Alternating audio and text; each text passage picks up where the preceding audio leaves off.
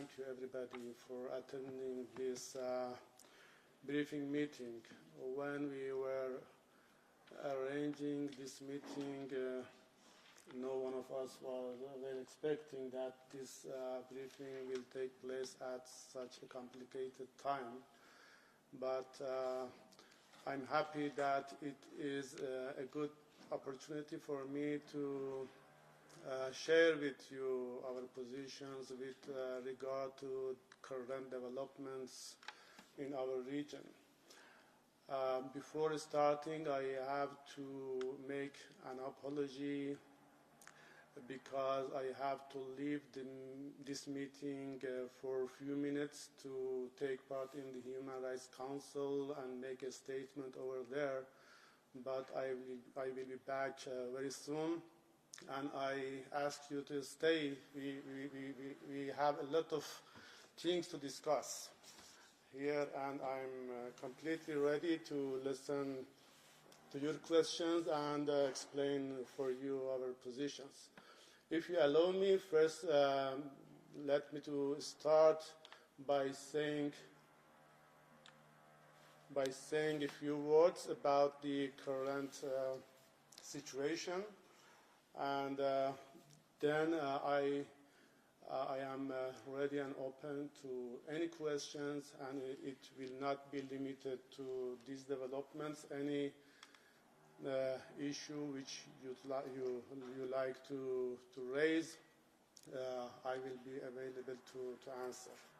But as you know, the most important thing is now the aggression made by Israel regime against Iran on 13 June, which has targeted civilians, women, children, civil infrastructure, even peaceful nuclear facilities in our country. Israel has blindly targeted residential areas, populated cities without giving any prior warning and information, and by very sophisticated methods at midnight, while the people have been at their homes, and they have targeted the homes of civilians, which led to big casualties. As you know, hundreds of innocent people, including big number of children and women, have been killed during these attacks. And a big number of civil infrastructure, including water and energy infrastructure, has been hit and has been destroyed. And there is a danger, a big danger around our peaceful nuclear facilities because of the possible exposure of the people not only in Iran but in our neighborhood to hazardous leaks. And all these things show that we are facing with an irresponsible entity. And the bitter fact is that this entity is supported by many Western countries, particularly United States, financially and logistically and militarily. They are providing intelligence to this entity. They are providing military arms to this entity. And they are supporting even politically. And they are trying to justify what Israel has done. It is a very complicated situation in our region. There are some things which should be clear for everybody. The first thing is that this is an act of aggression committed by Israel, no doubt about it. There are all elements which can describe an act of aggression. Israel has attacked our country without any reason. Israel has attacked our civilians, our civil infrastructure. And Israel has violated the integrity of Iran, has violated our territorial integrity, and has violated the right of Iranian people to live in peace. This is the first point which I would like to be clear for everybody. The second point is that Israel, during this aggression, has violated all norms of international law and all norms of human rights by targeting civilians, by violating the principle of distinction, the principle of proportionality, and the principle of informing the people about the attacks. And therefore, Israel has violated all norms of international humanitarian law and all principles of human rights. And this is something which should be expressed everywhere and by everybody. And the third point is that Iran will respond. Iran is resolute in responding to Israel attacks. We will show no any doubt, no any reluctance in defending our people, in defending our security, in defending our land. We will respond very, very, very seriously and strongly. And that is what we are doing now. Nobody should expect Iran to show any kind of restraint. Nobody should expect Iran to be indifferent to its security and security of the people. Iran will respond very strongly. And we will stop aggression by all means, and by the confidence that the people of Iran have in our military forces. Our military forces, on behalf of our people, will defend the country and will defeat Israel. They will stop aggression, they will stop aggressors. And nobody should talk about any kind of restraint. And what we are doing now is not only on behalf of the Iranian people, it is on behalf of the humanity, because humanity is attacked. The international peace and security has been attacked, and international order has been attacked. Human rights has been attacked, international law has been attacked, and we are going to defend all of these things. And one of the reasons Israel is continuing committing such crimes is the great impunity bestowed to this entity. Whatever Israel is doing is receiving impunity by Western countries, and particularly by the United Nations Security Council. Nowadays, Security Council has become the most useless organization in the world. It does nothing. It delivers nothing. And that's one of the main reasons why Israel is continuing to commit such crimes. And the same is with the Western countries, particularly the United States.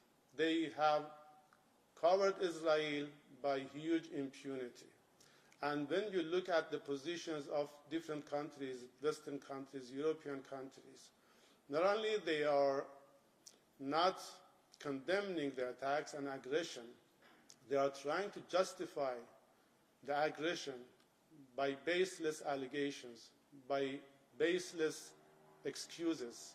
And it is shameful for those Western countries who are supporting the aggressor, who are supporting the criminal. Israel is the absolute evil in our region. Israel is the source of instability in our region. Israel is the source of crimes in our region. Israel, for many decades, has violated the rights of Palestinian people. And particularly during the last 2 years, Israel did everything against Palestinian people. I have always thought and asked myself, is there anything new that Israel can commit? Is there any new crime that Israel can reveal? And unfortunately, the answer has been always yes. Israel can every day reveal a new thing, a new crime. and a new innovation in attacking humanity, and a new initiative to breach and to cross the red lines. This is what Israel is, the absolute evil supported by the United States. What my message is to you, ladies and gentlemen, today is that Iran will strongly respond. Iran will strongly defend itself and defend the oppressed people, will defend the international law, will defend the security of our region, will defend the integrity of our country, and we will stop Israel. Thank you. Thank you, Mr. Ambassador. So please introduce yourself. First question, Christiane. Thank you very much. Mr. Ambassador, we are all looking at this in horror at the attacks that happen on all sides. But a question that has fallen by the wayside a little bit, can you explain to us why Iran is enriching uranium to that degree? Because you said it many times, it's peaceful use of nuclear power. No country in the world that uses nuclear power peacefully has enriched it to a degree that Iran has. So I wonder whether you could explain to us what the purpose of that is. Thank you. Shall I respond by one? Thank you for the question. First of all, there is no any legal instrument preventing Iran making enrichment for peaceful purposes. It is the right of Iran, and nobody can deny this right. It is the right inherent and the right recognized by international instruments, including NPT. Secondly, Iran has always said that our nuclear program is totally peaceful. It is for peaceful purposes. Whatever definition we have made for our nuclear activities is defined by a peaceful purpose. And if there is a criteria for everybody to assess or verify this position of Iran, that would be IAEA. The Director General of IAEA, even recently, yesterday, has stated that there is no any evidence that Iran is following any kind of military nuclear activity. We should all abide by the international instruments. We should recognize the right of the international monitoring system. And there is no evidence that Iran has violated any kind of the legal obligations. Yes, because of our past experiences, we are different from other countries because we cannot rely on other countries to supply the necessities we have. It is our experience in the past during our war with Iraq. Nobody was helping Iran, and Iran was alone in front of many countries who were supporting Saddam. Even some European countries provided chemical weapons to Saddam. During the COVID-19, no any country gave Iran vaccines. And we have been deprived by all peaceful technologies by industrialized countries. Therefore, please do not expect us to rely on other countries to provide us with what we need. We have learned through history and through our experience that we have to be independent and we have to rely on ourselves. Thank you. Musa?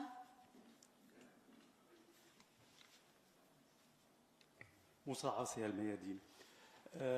I want to ask first of all about the radiation in Natanz facility because some organization says there is inside the facility the level of radiation is very high, and Second question about if United States get directly involved in this war, how you see the future of this war in this region? Thank you. About the radiation, according to the information published by our relevant authorities and also by the IAEA, so far there is no any big concern about radiation. And Israel has not been able to efficiently attack the Natanz because our defense system has defeated the attack, some part, and but we all should be concerned about any new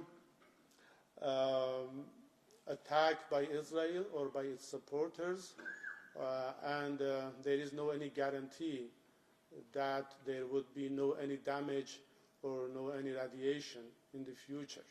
Therefore, everybody should take part in an international and global mobilization to stop Israel and its supporters for targeting Iran and particularly targeting the nuclear facilities.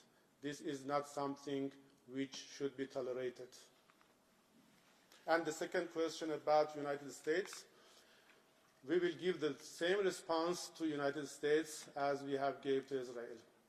We will respond strongly and we will stop aggression from any side, be it Israel or United States. And we have given message to United States that we will respond very firmly and we will stop the aggression by anybody, including United States. Gunilla? Yes. Hi, Gunilla von Hall, Swedish Good journalist. morning. Svenska Dagbladet. Good morning. When you say that you will show no restraint and stop what you call the aggressor, what exactly concretely do you mean? And could you also give your potential scenarios, how you think that Iran could get out of this situation, this war? For example, is there any possibility to go back to some kind of negotiations? Thanks. For the time being, we cannot focus on anything rather than defending ourselves. And first and foremost, we have to stop aggressor and aggression. Therefore, we will, our military forces will very firmly and carefully attack Israel, attack its military bases, attack its military headquarters, and even if Israel continue to attack our civil infrastructure, Iran will be proportionate in doing any attack against Israel. We will attack in accordance with international law, in accordance with international humanitarian law. We are not the country who violates IHL. We are not the country who violates international law. This has been our practice during our war, the imposed war of Saddam against Iran. We were in the framework of international law. We didn't use mass destruction weapons, although Saddam Hussein used it against us. And this time we will be proportionate, but we will be firm and we will make Israel to stop.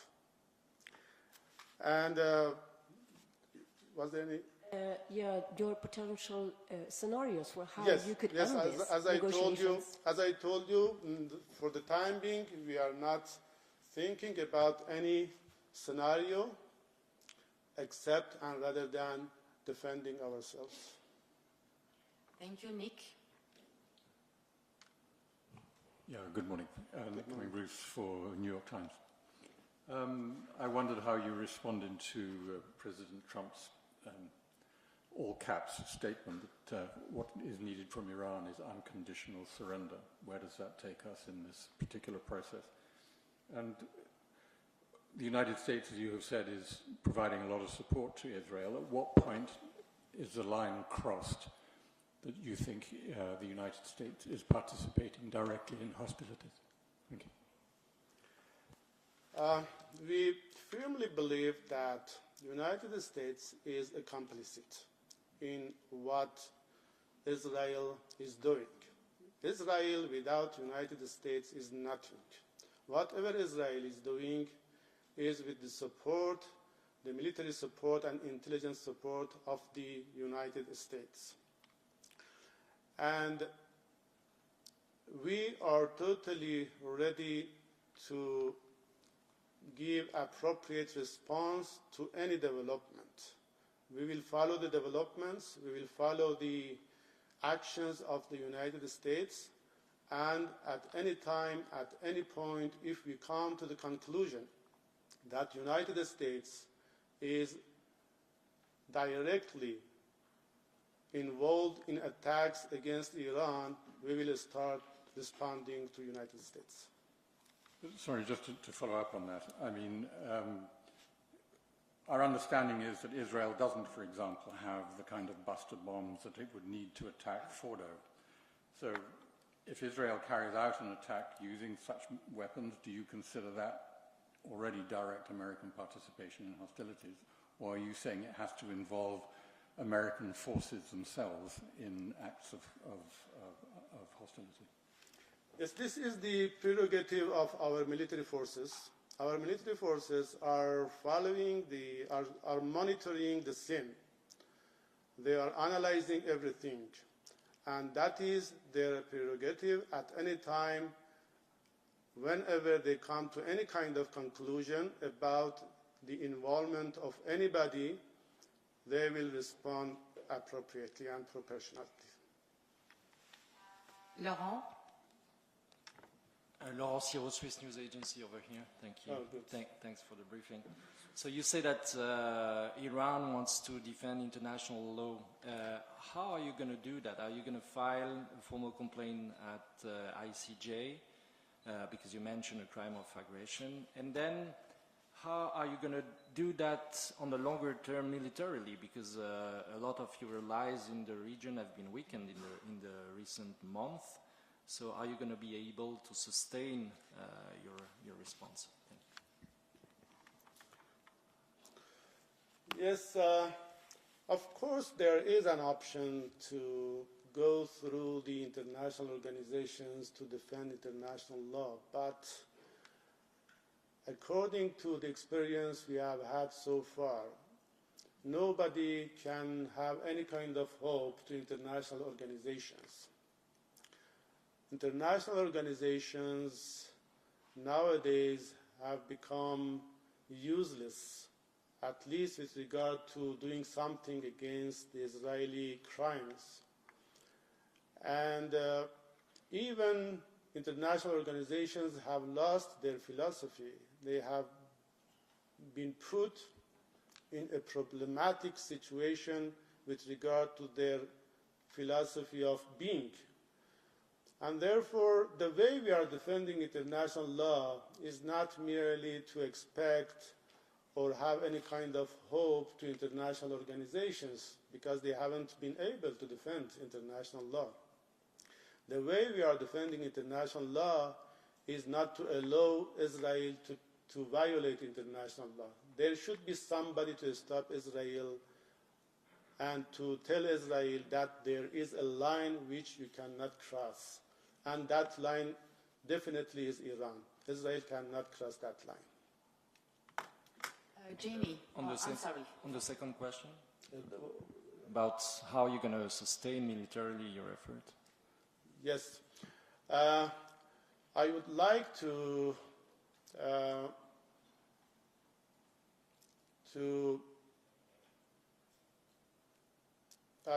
ask you to make sure that Iran has not been unprepared for such a situation. Iran is dealing with the threats of Israel for a long time. And we have been prepared for such a situation. And we have made ourselves sustained for such a situation.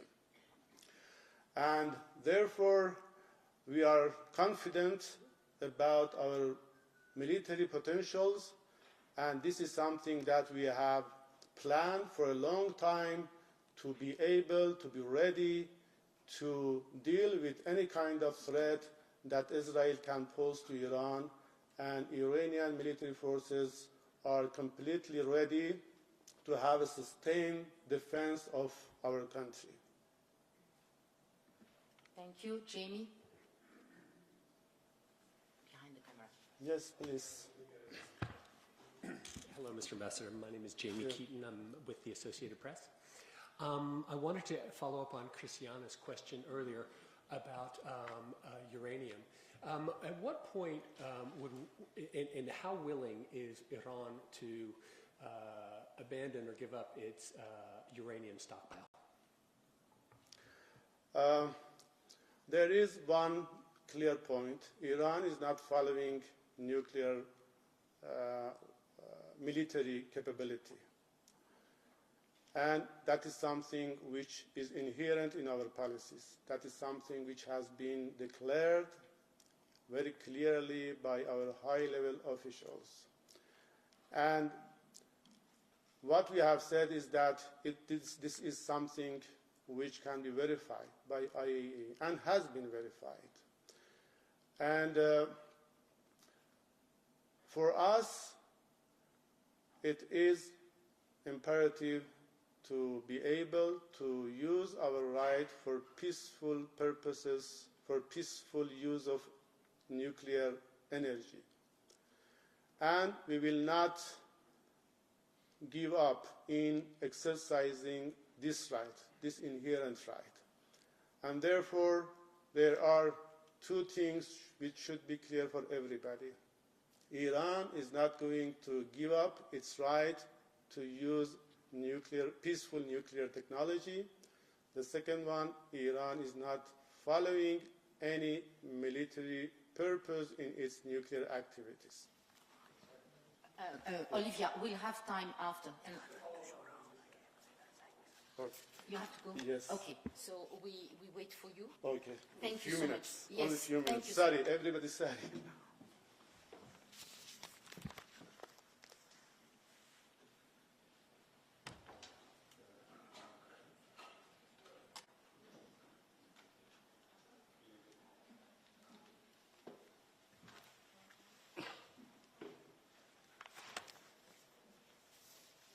Thank you so much. Thank you. Sorry. This is the life in the United Nations. Yes, yes, yes.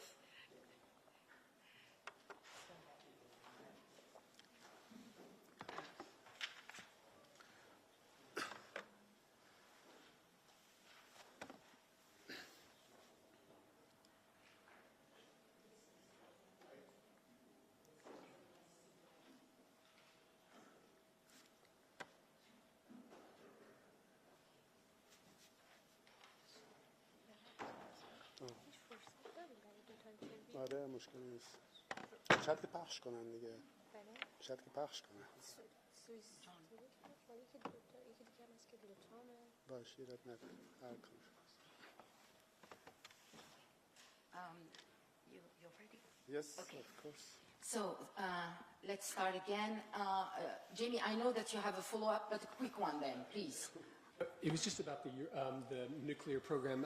Christiana had asked why Iran is enriching up to 60% or raising its levels of enrichment. Why is that happening when it could simply, it's just a small step away from potentially producing a bomb? And the IAEA, of course, censured Iran last week, the board. So why is Iran enriching at such high levels? And what can you do, what can you say to reassure the world that it's purely for civilian purposes when it could produce a weapon?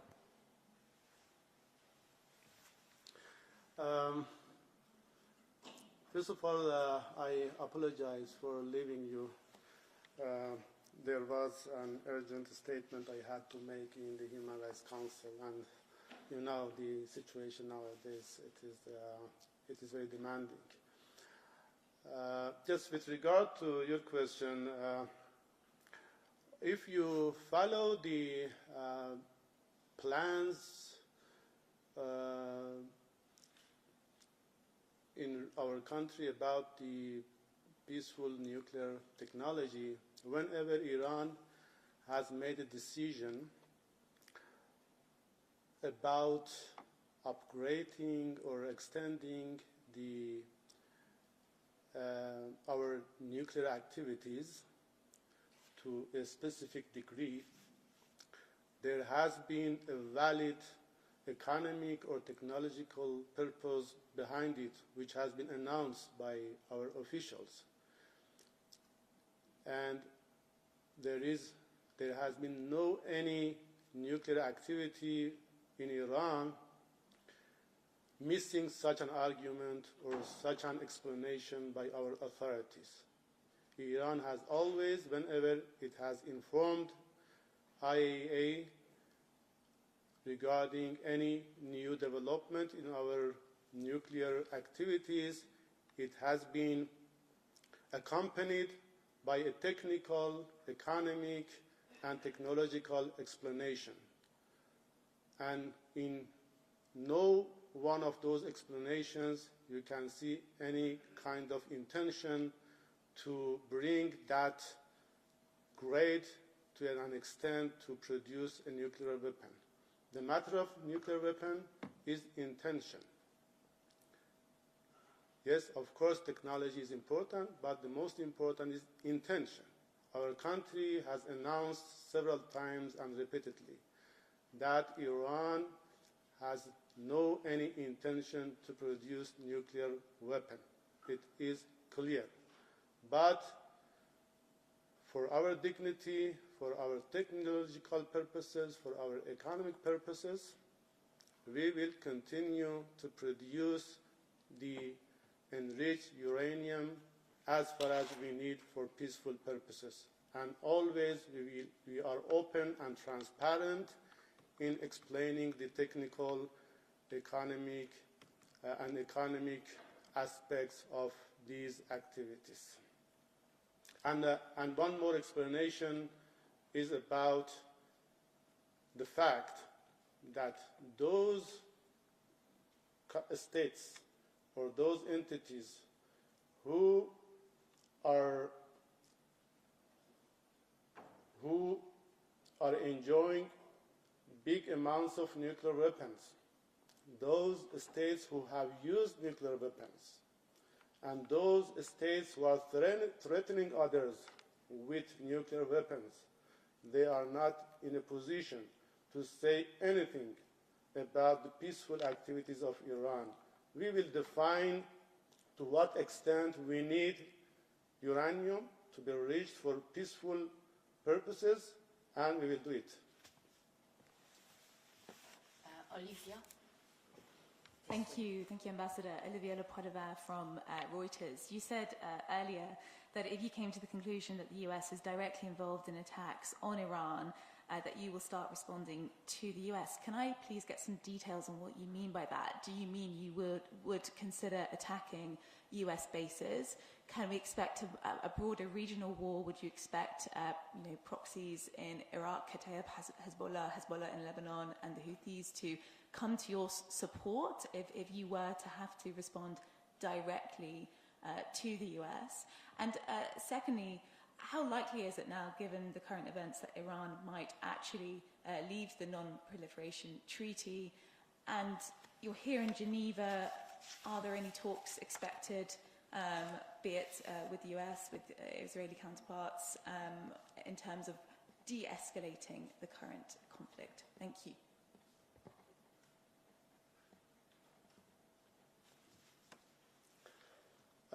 With regard to the involvement of the US, we are very closely following and monitoring the involvement, the level of involvement of the United States. Our military forces are monitoring the situation. They are ready for any reaction, and they will react whenever it is needed. For our security and for our stability, we depend on ourselves, We don't have any proxy. We don't need any proxy.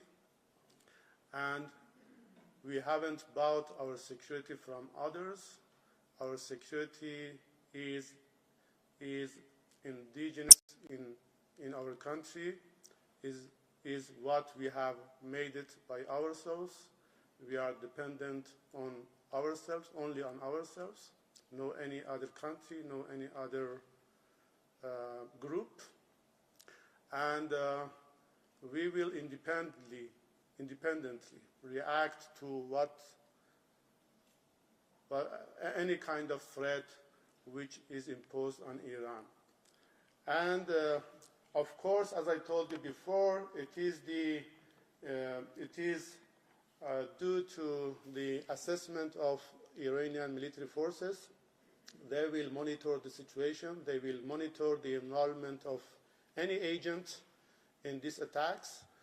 And once they come to a specific conclusion about the involvement of any agent, they will respond appropriately.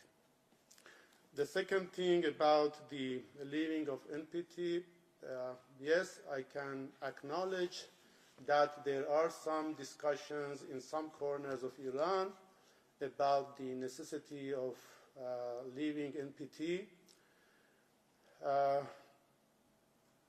not because of a negative intention, because those who are following these discussions, they believe that NPT has lost its credibility and its integrity. Because if NPT is something which can provide nuclear weapons for few states, if NPT is something to give them the potential to threat others, if NPT is something to deprive other countries from enjoying peaceful nuclear technology, if NPT is something which, if you are out of it, you have no any responsibility for not producing any nuclear weapon, then what is the meaning of NPT? What is the purpose of being in NPT?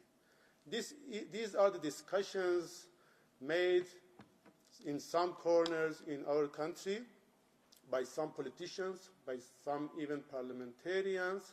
They have some arguments, but the final decision will be made by our government, and the final position will be announced by our government with regard to being or not to be in NPT. That is something that it is too early now to discuss it. A quick follow-up, please, from Olivia.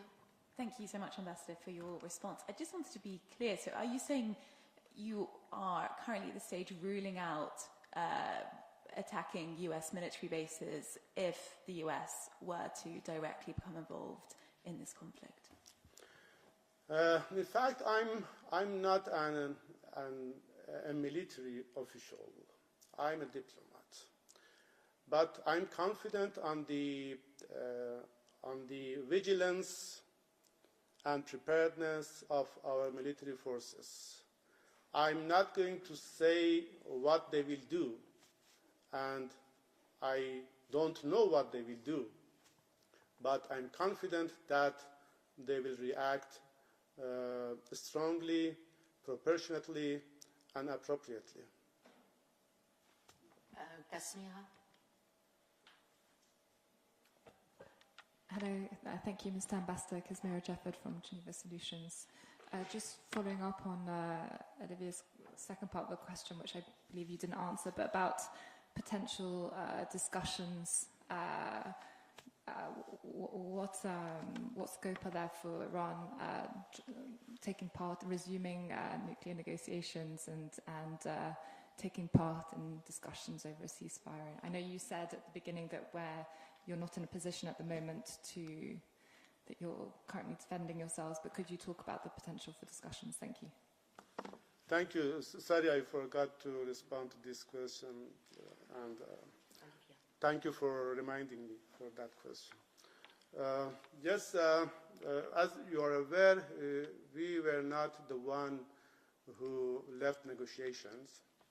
We were negotiating, and we were seriously negotiating, and we were exchanging ideas and plans and proposals. And in the last round of negotiations, which was supposed to be held in Muscat last Sunday, we were supposed to share a proposal with the other side, which shows that Iran has been seriously following negotiations. Even in the previous occasion, it was not Iran who left the table. It was the United States, while we had an agreement, JCPOA, agreed upon by everybody and confirmed and approved by the Security Council. But it was the United States who, in an irresponsible way, left the agreement. This time, again, while we were negotiating, it was Israel who attacked Iran and made everything complicated. For me, as an Iranian, as I told you before, for me, like any other Iranian, there is nothing at this point more important and a bigger priority to stop Israel first, to stop aggression first, and to stop attacks first. And this is something which all Iranians are expecting the government to do at this point. Nobody in Iran now is expecting the government to alter the priorities. Now the first priority is to stop attacks and stop aggression. And Iran is a negotiator. Iran is a constructive player everywhere. At the same time, when it comes, Iran is a strong defender of its rights, if needed militarily. Thank you. Thank you. Yes, we had on the list Yang Tong, please. Thank you, Your Excellency, Mr. Ambassador. This is Mr. Liang from China Economic Daily. My question is simple. You, in the beginning, talked about Israeli targeting some civilian infrastructure in your country. Would you please kindly elaborate what are the things that are on the receiving end of the cyber sabotages, and what are the economic consequences that Iran has been suffering as a result of this military operation? And you said that you're going to respond proportionately. May I inquire, is it on your mind that there could be an escalation ladder where you're going to move to the point where the Strait of Hormuz has to be closed? Thanks.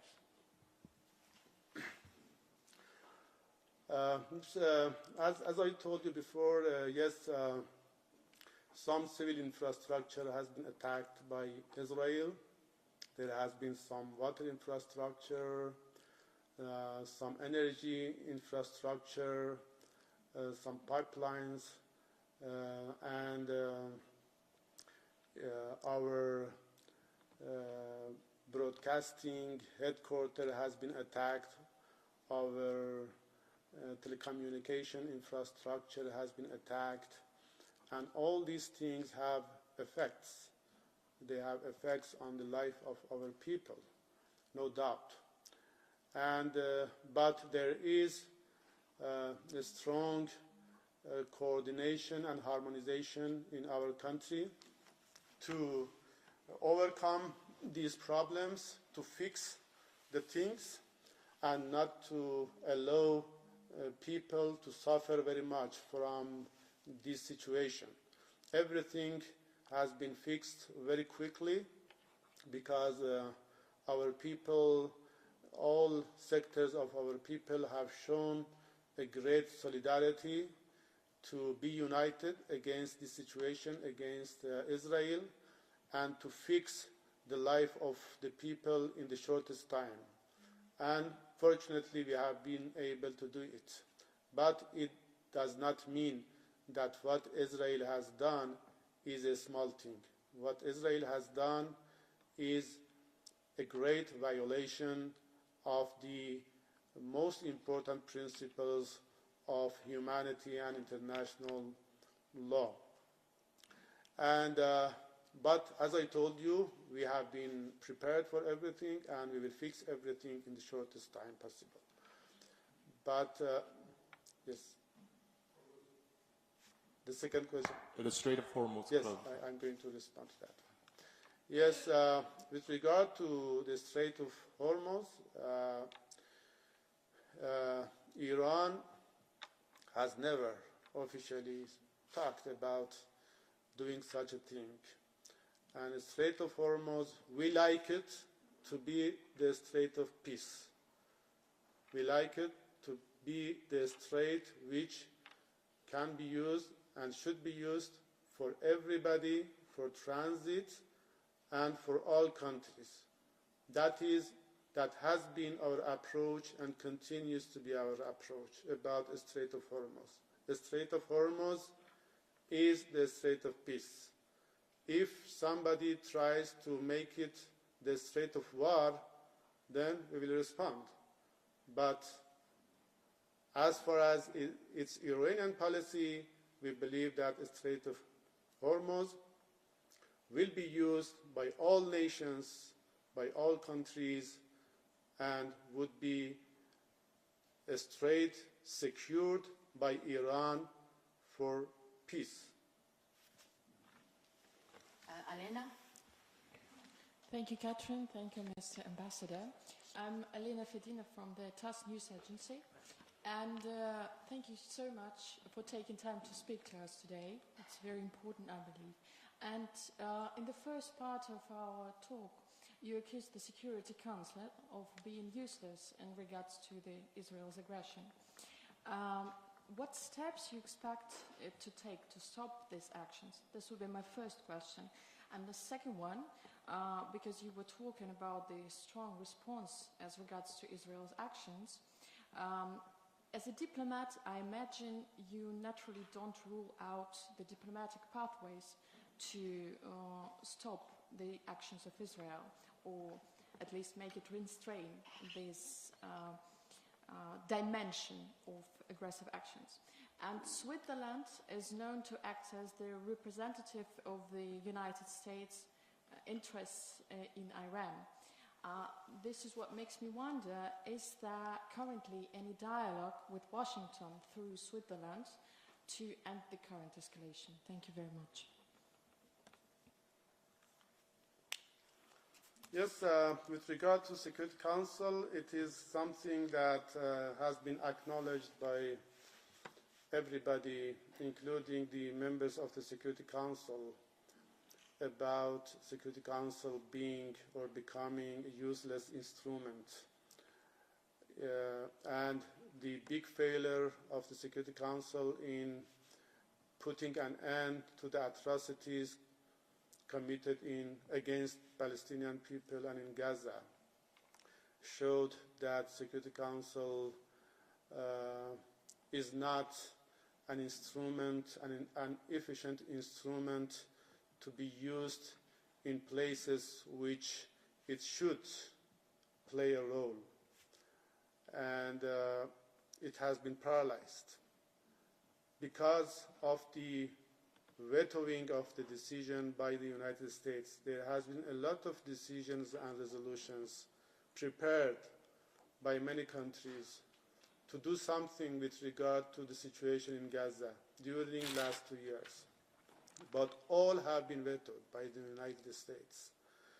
And when I talked to different officials, United Nations officials, they are telling me that yes, they are concerned about the people in Gaza, the people in Palestine, but at the same time, they are concerned very seriously about the credibility of the United Nations, about the credibility of the Security Council. Because if Security Council cannot do anything in such a situation, then what is the purpose of the Security Council? Is the purpose of the Security Council to give shelter to Israel? If the purpose of the Security Council to give impunity to the criminals, to aggressors? If it is the case, what is the purpose of the Security Council? But we have learned not to hope for Security Council to do anything serious, at least with regard to those issues related to our country. We don't wait for the Security Council. We will put no any hope on Security Council. We will act independently, individually, and we will protect our interests with confidence and relying on our own capabilities. This is a fact that we are living with, and we will do based on this fact. And about the any kind of initiative to create a kind of negotiation or mediation,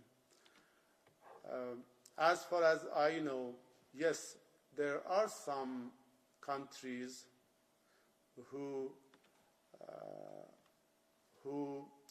like to do something, who are trying to do something to control the situation. There are some countries who are wishing to bring an initiative for a negotiation between Iran and the United States. Of course, it should be clear that there is no negotiation between Iran and Israel. We don't recognize Israel. Israel is the source of the problems. We should negotiate how to control and how to stop Israel. Israel is not something which anybody can negotiate with. But about any kind of negotiation between Iran and the United States, there was negotiation, and there are some efforts by some countries to restore negotiations. But I'm not sure about any one of these initiations to be capable at this point to bring a change before stopping the attacks by Israel. I think first there is a must that Israeli attacks should be stopped, and we have to stop the aggressor. And at this point, even Switzerland has had the tradition of exchanging messages between Iran and United States. And I appreciate the willingness of the government of Switzerland to play a positive role in resolving the tensions and problems between Iran and United States. But sometimes these problems and these challenges are so complicated, and sometimes the negative and unconstructive and unhealthy approach and behavior of the other side is so severe that no any initiative can work. And in order for any initiative to be able to work, the first thing is that Israel should be stopped, and the second thing is that the United States should live its dreams and should accept and recognize the fact that if they want to negotiate with Iran, they should understand that they are negotiating with a strong country, with a civilized country, with an ancient country, with a powerful country, and they have to adjust their policies, they have to adjust their minds. Thank you, Mr. Ambassador. We still have Beza Hugo, Dina, Satoko, Boris, and Isabel. So next one is Beza. Please, this way, Amadou. Yeah, please. Thank you, Mr. Ambassador, for this briefing. Beza Dolmes from Anadolu. I would like to return to the US situation. As you said, if we come to the conclusion that they're involved, we're going to respond. I would like to ask if you see President Trump's remarks, which they say that evacuating Tehran is necessary and there should be an unconditional surrender. Do you see those remarks as an involvement? Thank you.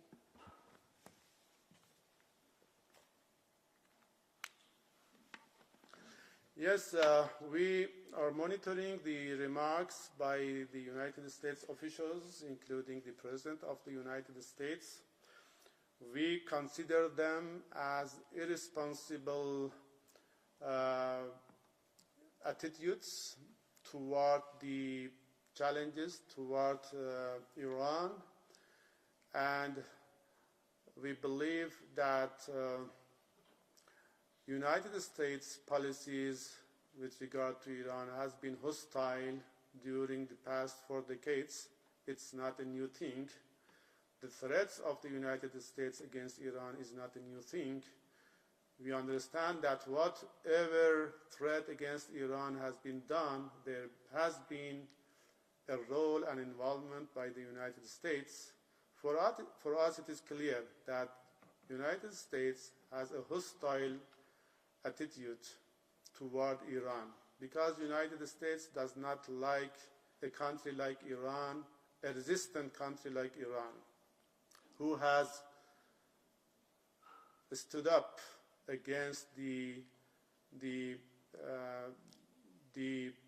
policies, arrogant policies of the United States. Iran is the country who is firmly standing up against the arrogant policies of the United States, and they don't like it, it is clear. But we will continue. And the remarks made by Donald Trump are completely unwarranted, are very hostile. We cannot ignore them. We are vigilant about what Donald Trump is saying. We will put it in our calculations, in our assessments, and there is a line which, if crossed, there should be a response on our side. And that line will be defined by our relevant authorities, including military forces. And once the red line is crossed, the response will come. Hugo, please. Thank you, Ambassador. Hugo Miller with Bloomberg News. You said that the attack on Natanz was not efficient. You said that the attacks on Iran's energy infrastructure have been quickly repaired. But given the scale of the attacks to date over the past 5-6 days, can you give us a bit more detail on the damage? I mean, is there a sense that your enrichment program has been set back by days, weeks, months, or more? Can you just give us a bit more detail on where you candidly think the program, energy program stands? Thank you. Yes, as I explained before, we have been prepared for such attacks. And, you know, Iran is an efficient country. Our organizations are efficient organizations. Our authorities are vigilant and prepared. And we have been prepared for any scenario, for any case. And that's why we have been able to manage the situation. There has been some damages to some water infrastructure, some energy infrastructure. The Israel attention has been to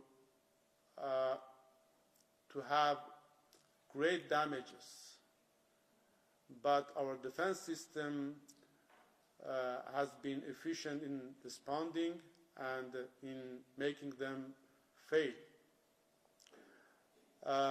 Of course, whenever there is a damage, it takes a little bit time to fix it, but as I told you, because of the efficiency of our system and the efficiency of our organizations, and most importantly,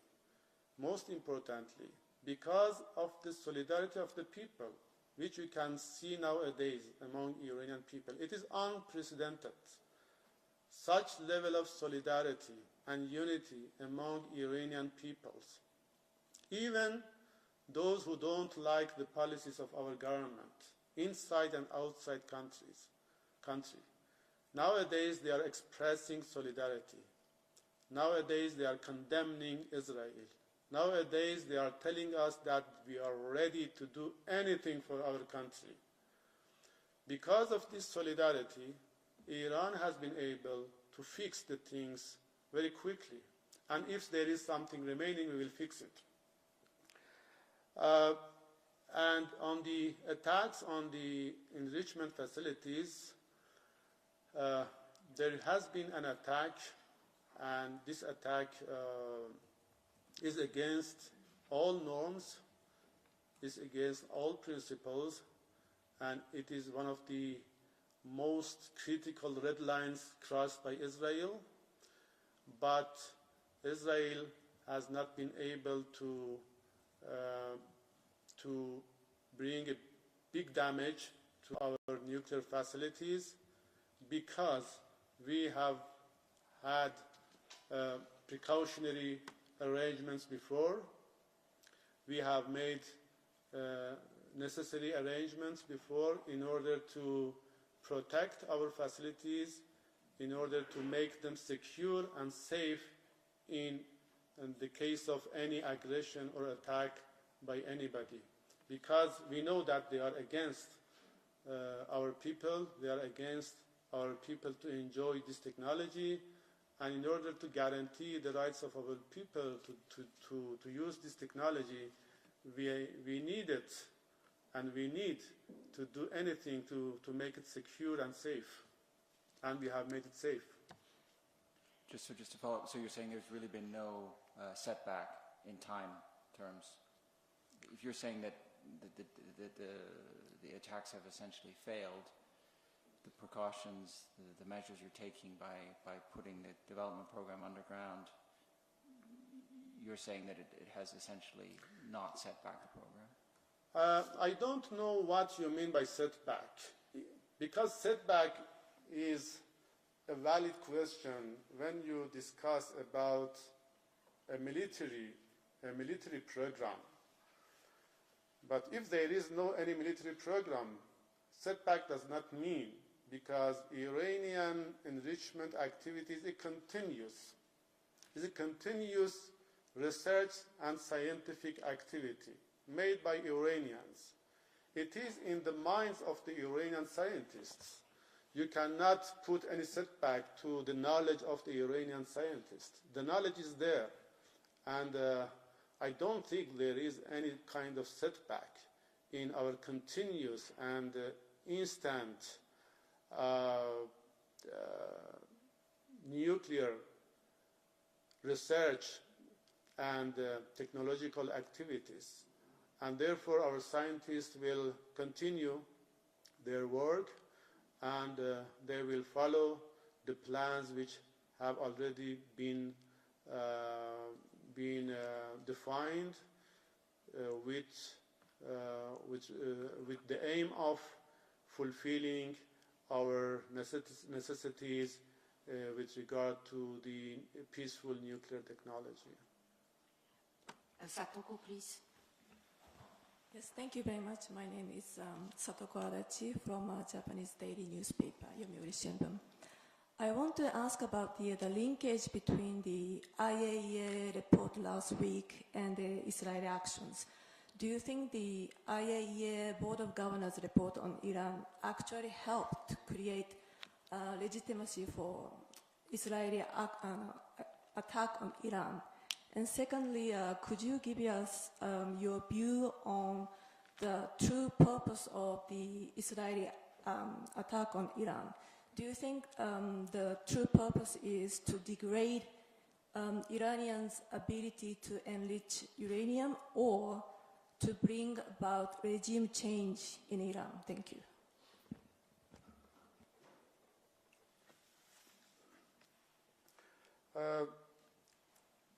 With regard to the linkage between the report and the resolution of IAEA and Israeli attack, I don't think there can be a valid linkage, because the report does not tell anything to justify the attack of Israel. It is the other way around. The report, the information provided by the report, once again acknowledges that there is no any intention in Iranian nuclear activities to pursue military purposes. And if Israel was looking for a criteria, if a criteria was important for Israel, and if a report is important for Israel, then Israel could not base its action on that report. For Israel, no report is important. For Israel, no document is important. For Israel, no resolution is important. Look at the crimes of Israel in Palestine. Which resolution, which Security Resolution, Security Council resolution, which GA resolution has been respected by Israel so far? None of them. Israel is the clear manifestation of violating and breaching everything. Israel is the strongest manifestation of disrespect to resolutions, to reports. And I don't think Israel needs any kind of report to conduct its hostility against Iran. Israel is Israel. It's criminal by nature, and you cannot expect any such a criminal to act in a civilized way. Israel is against the human civilization, is against humanity, and Israel will destroy the humanity. Israel has destroyed humanity.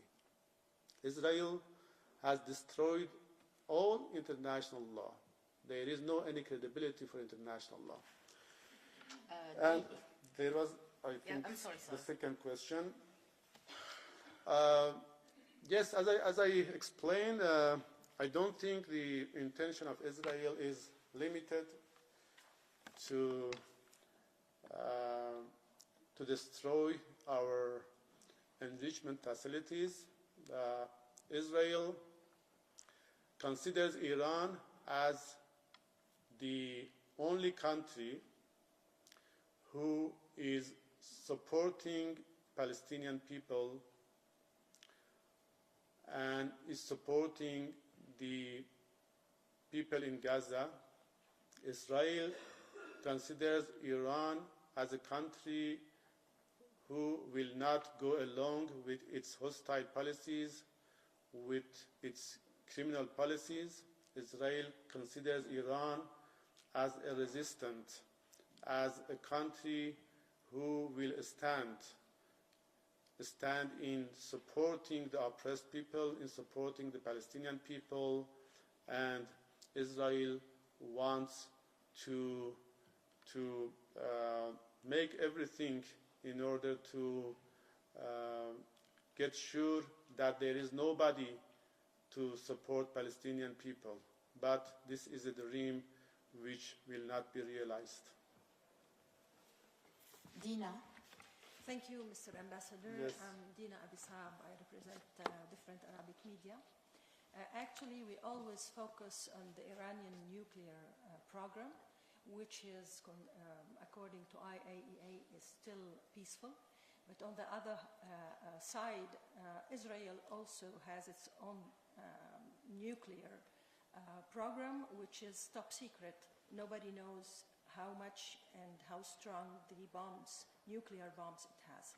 Are you afraid of being attacked by nuclear bombs from Israel? Is it a real threat today to see this? Of course, nobody wished to, but are you ready to face such an attack? And another question, Iran has threatened to withdraw from the nuclear non-proliferation treaty and the IAEA. What does it mean? Thank you. Yes, I think, yes, Israel has acquired nuclear weapon. Israel has a secret military nuclear program, and Israel has not accepted any monitoring, any verification. Israel does not work, does not cooperate with any monitoring organization. And indeed, Israel, by possessing nuclear weapons, is a big danger for the global security. We understand it. We do not underestimate the fact that Israel, by nature, is a criminal who can commit everything. But the way we have to deal with this fact is to be prepared for any scenario, for any case. We cannot expect Israel to show any kind of respect to any regulation, to any norm, and for such an entity, the only way to deal with is to be prepared and to be strong. With regard to the second question, I think I answered that question before about the possibility of withdrawing NPT. Yes, as I told you before, there are some discussions among parliamentarians, among politicians in Iran. There is an inclination among some people in Iran about the uselessness of NPT and serious questions about why we should continue being in NPT. But these are the discussions which are made in an open and democratic society like Iran, but the final decision will be made by the relevant authorities, and I think they will wisely decide about our approach and our policy with regard to NPT. Thank you. Isabel? Yes. Yes. Thank you, sir. Good morning. Thank you for this briefing. I am Isabel Saco for FED Spanish News Agency. I would like to ask you about the human toll of the attacks, because the government, the authorities have recognized around 220 deaths, but many independent sources are stating close to 600 deaths. So I would like you to give us the last information that you have on this, and if the attacks are focusing for the moment just in Tehran and around the nuclear facilities, or if there are other locations in the country, civilian locations that has been hit. Thank you. According to the figures provided by our relevant authorities, particularly the Ministry of Health of Iran, and as far as I have followed, there has been more than 220 people killed and hundreds of people injured during the attacks. And even there has been some Iranian scientists assassinated. There has been an ambulance belonging to Iranian Red Crescent organization, which was attacked the day before yesterday, leading to the killing of 3 members of Iranian Red Crescent organization. Some health workers have been attacked. And as I told you, due to the attack made against Iranian broadcasting headquarters, 3 journalists have been killed.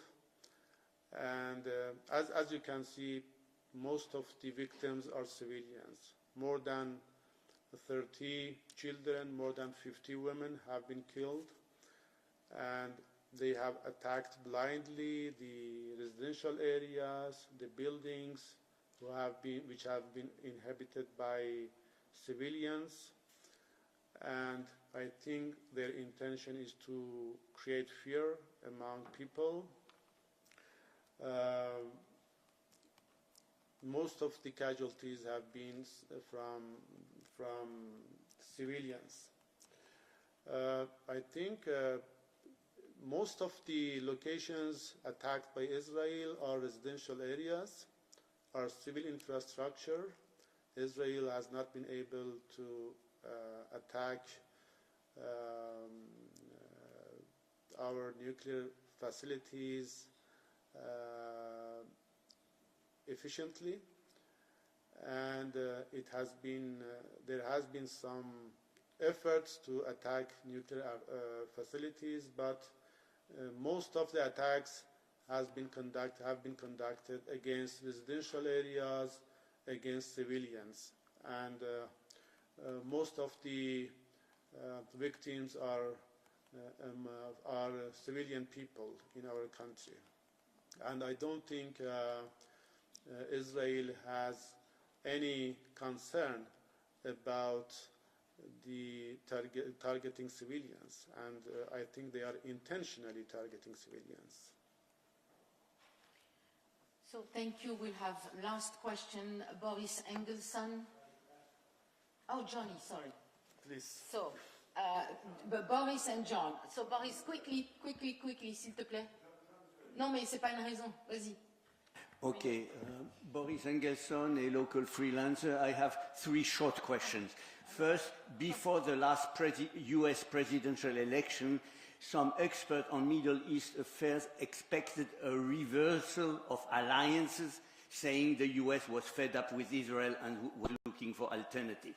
This is my first question. How do you see that? Second, it has been alluded already twice about are the enemies of Iran or of the regime? Some people say when there will be full-fledged democracy, free election, free parties, free association, free press, and secular laws, there will be no longer problems. So I do not ask you if you approve of that point of view. I ask you what you answer to these people. And the third question, whatever the right and wrong in the current war, Iran seems a bit isolated, as neither China nor Russia nor Turkey seem keen on crusading against Israel. Do you consider these 3 states as complicit?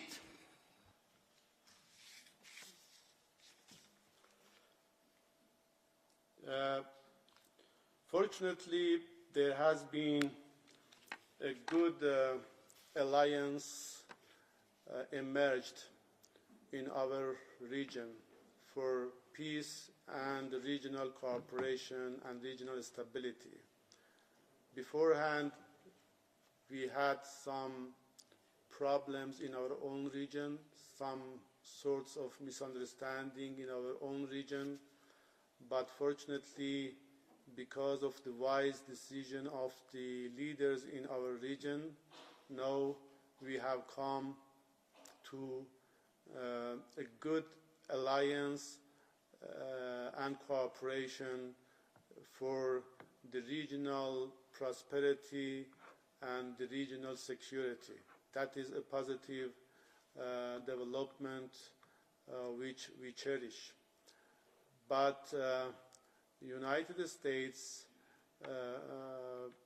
has tried to interfere in all issues in our region. The United States does not like the security in our region, and while we were working, and still we are working with our neighbors, with our friends in the region, to make our region a prosperous region, a stable region, a secure region.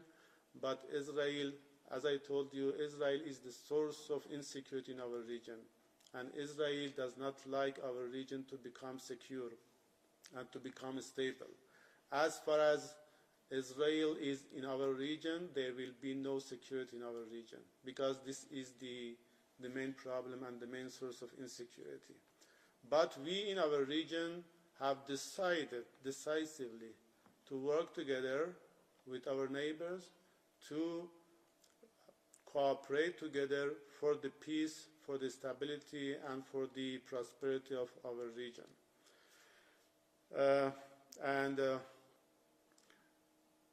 I think the alliance, there can be an alliance of civilizations, alliance of peace lovers, alliance of freedom lovers, but an agent like the United States or the current president of the United States cannot be a party to such alliances. They can only be a party to the alliances for crime, the alliances for evil, for alliances for war.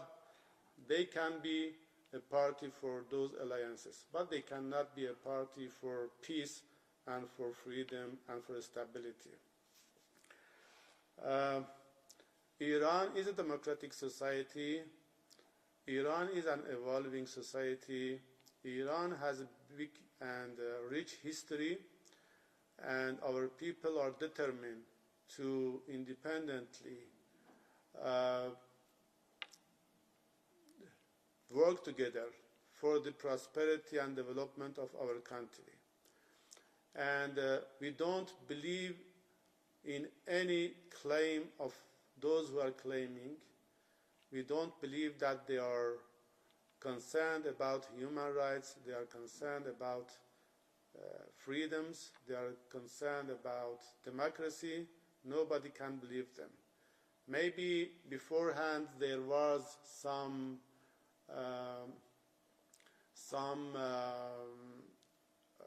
questions or some, we didn't have enough evidences to tell everybody, to show everybody that United States is not supporting human rights. But now it is clear for everybody. There is no any need for provide any more evidence. It has become clear and more clear than ever that United States has nothing to do with democracy, has nothing to do with human rights, and is the main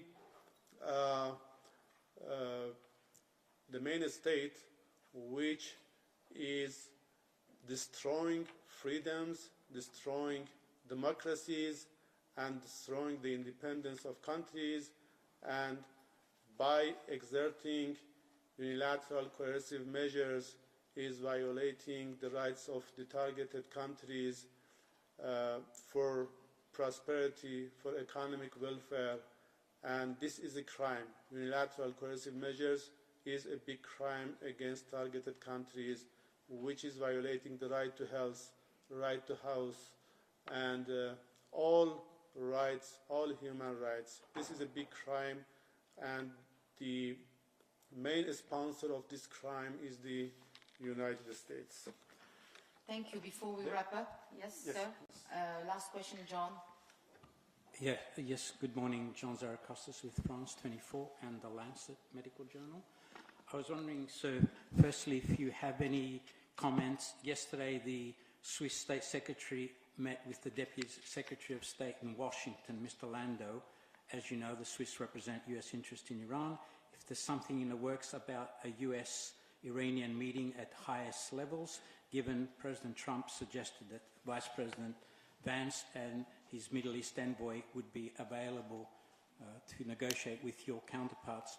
And secondly, with reference to the situation in Iran, you mentioned you're prepared. How prepared is the country in civil defense in the worst case scenario of a radiological fallout if one of the facilities was attacked and had leakage, serious leakage within Iran and affecting neighboring countries? Thank you.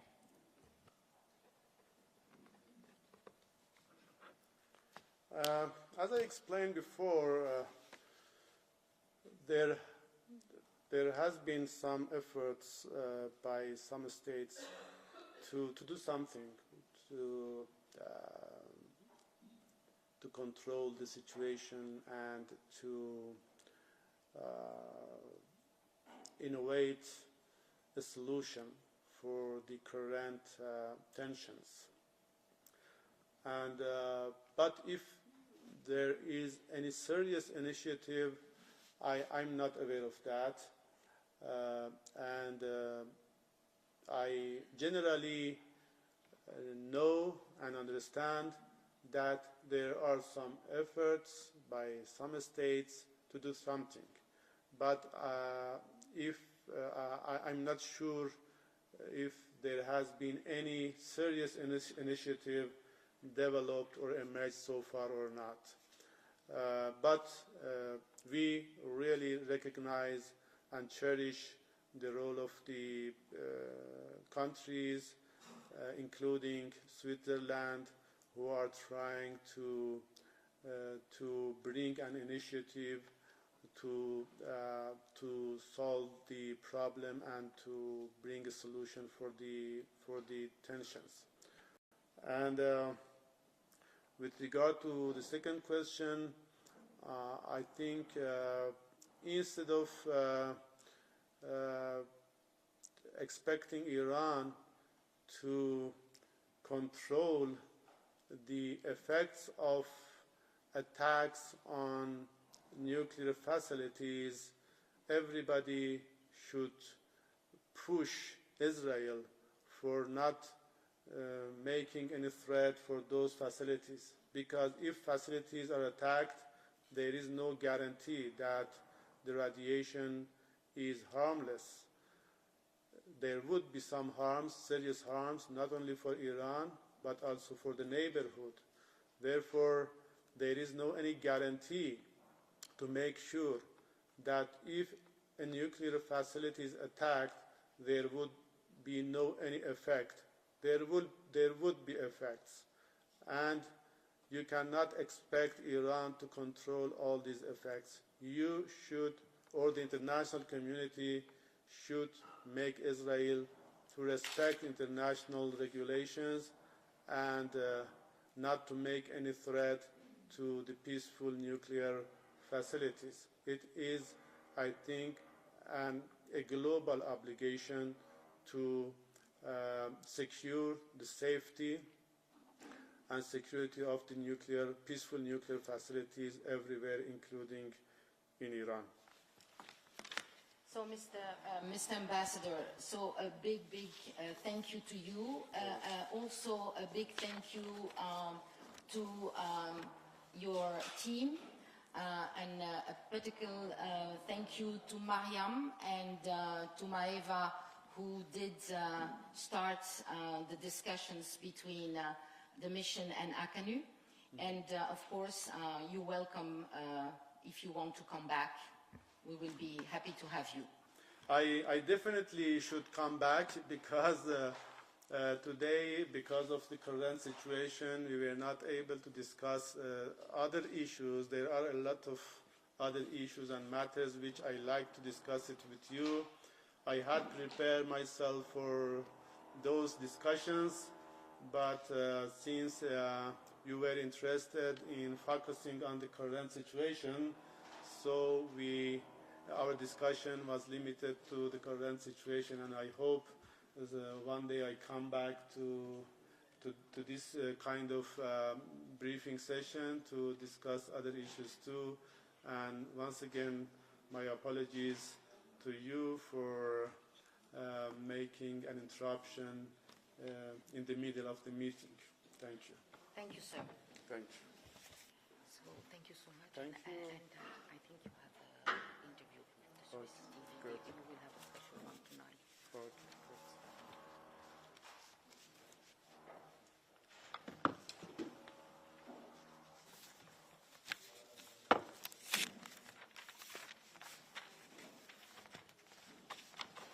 So Mariam is in contact. Thank you. Thank you very much. from China. Thank you.